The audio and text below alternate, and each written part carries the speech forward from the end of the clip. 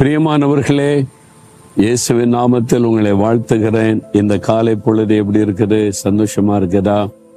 சில சமயம் நம்முடைய சந்தோஷம் பாதிக்கப்படுவதை நம்ம உணர்வோம்.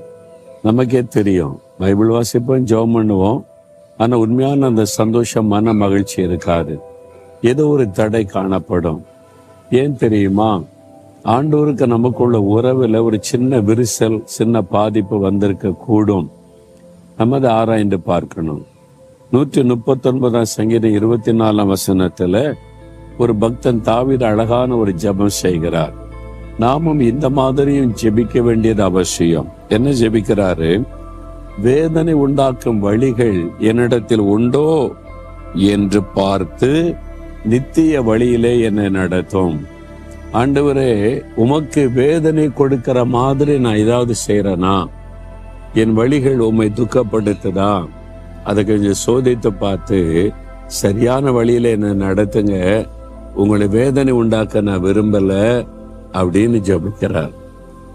இப்போ உங்க வீட்டுல பிள்ளைகள் இருக்கிறாங்க.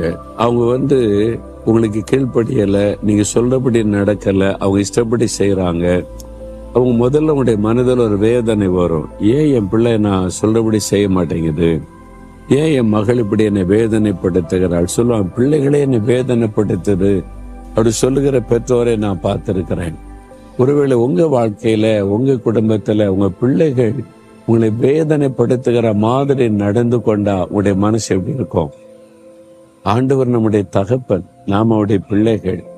அப்ப நாம் அவருடைய மனதை வேதனைப்படுத்துற மாதிரி நடந்து கொண்டா அவருடைய உள்ளம் எவ்வளவு துக்கப்படும்ல. அதை நம்ம என்னைக்காவது உணர்ந்து பார்த்திருக்கிறோமா?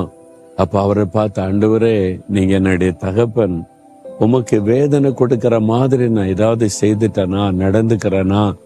என்ன அந்த காரியத்தை உணர்த்தி சரியான பாதையில நடத்துங்க அப்படின்னு ஜெபிக்கிறது ஒரு அருமையான ஜெபம். நீங்களே யோசித்து பாருங்களேன்.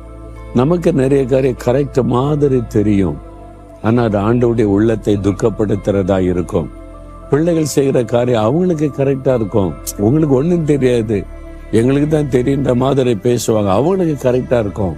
ஆனா தகப்பனுடைய உள்ளம், தாயினுடைய உள்ளம் பாதிக்கப்படும்.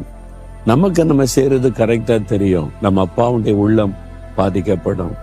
நான் அடிக்கடி இந்த வசனத்தை வைத்து ஜெபம் பண்ணுவேன். ஆண்டவரே, என் இருதயத்தை ஆராய்ந்து அறிந்து கொள்ளும்.